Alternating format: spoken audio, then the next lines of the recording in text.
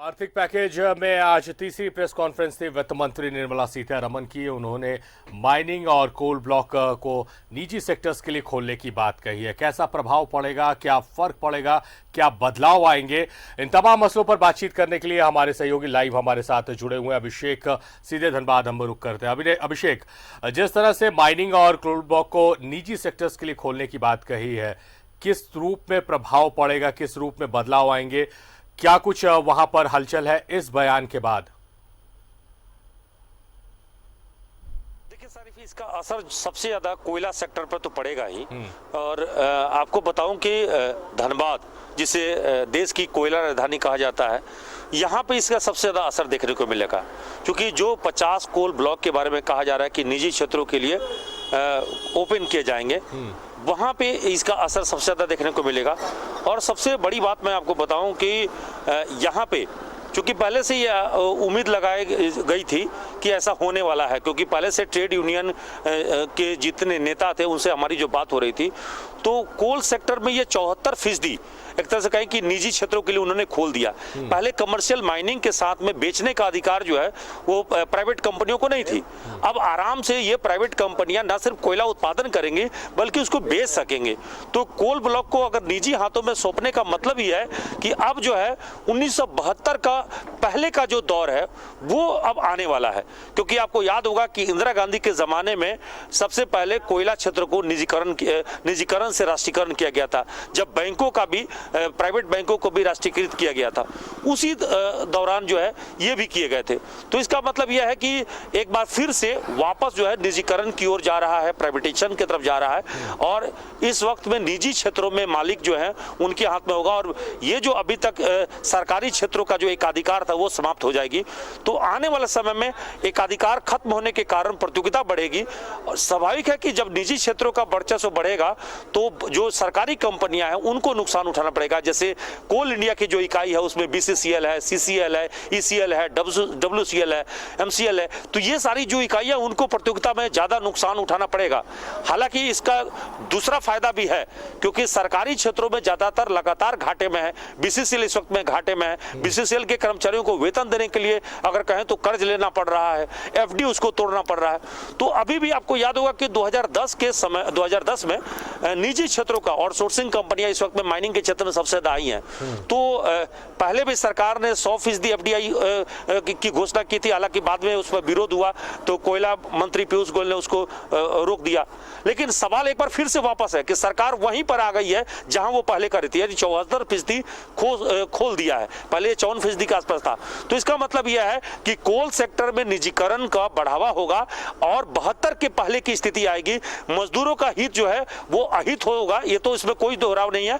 और अभी जो ट्रेड यूनियन के नेता हैं उस पर चर्चा कर रहे हैं, और आने वाले समय में एक बड़ा आंदोलन खड़ा कर सकते हैं, इसमें कोई शक नहीं है, क्योंकि अगले सप्ताह इसको लेकर एक बड़ा आंदोलन होने की तैयारी की जा रही है। जी सारिफ। अभिषेक, जब देश में निजीकरण की बात हुई है तब विरोध देखने को मिला। बहुत सारे ऐसे सेक्टर्स हैं जो निजीकरण की एक तरह से कहा जाए कि दहलीज पर पहुंच चुके हैं, और लगातार जो विरोध किया जा रहा है, विरोध के बाद कहीं ना कहीं सरकारें बैकफुट में आई हैं या फिर अभी उन्हें ठंडे बस्ते में डाल दिया गया। और जिस तरह से आप बता रहे हैं कि इसका दुष्प्रभाव क्या पड़ेगा, किस तरह से जो सरकारी इकाइयाँ हैं कोल इंडिया की, उनमें किस तरह की परेशानियां आएंगी और मजदूरों किस तरह से परेशानियां आएंगी, उन तमाम को देखकर अब रणनीति बनाई जाएगी आंदोलन को लेकर। तो क्या माना जाए कि जिस तरह से निजीकरण के जब भी मुद्दे देश में उठे हैं तब विरोध होना शुरू हुआ है, और ये एक बड़ा सेक्टर है, और इसमें अगर निजीकरण घुसता है तो लगता है कि विरोध का पैमाना भी बड़ा होगा, हलचल वहां शुरू भी हो रही होगी इसको लेकर। इसमें कोई शक नहीं है। देखिए, आज BCCL के जो कर्मचारी हैं, अधिकारी है, आप उनके वेतन की तुलना किसी आउटसोर्स के कर्मचारी से कर लीजिए तो आपको पता चलेगा कि ये 10 टाइम्स भारी अंतर है। आउटसोर्सिंग के एक कर्मचारी का आप देखिए तो 10 से 12 हजार में जो कर्मचारी काम करता है, उसी जगह पर, उसी पोस्ट पर अगर BCCL का एक अधिकारी है तो उसका कम से कम मिनिमम 60 हजार से शुरू होता है, और अगर कहें तो अधिकारी लेवल पर जो है वो 2 लाख तक वेतन, 2.5 लाख तक वेतन उठाते हैं। तो आप अंदाजा करिए कि कितना बड़ा गैप है, कितना बड़ा अंतर है। फायदा यही है कि आउटसोर्सिंग आने से थोड़ा सा फायदा यह होगा कि जो घाटा है वो कमी होगी, उत्पादन जो है वो वृद्धि होगी और पहले भी बेहतर स्थिति में जरूर बीसीसीएल और कोल इंडिया इस पे फायदा उठाया है, लेकिन इसका मतलब यह है कि मजदूरों के हित जो है कहीं से नहीं टिका हुआ है। निजीकरण से अहित ही होगा, क्योंकि उसमें वेलफेयर जो है वो घटते चली जाएगी।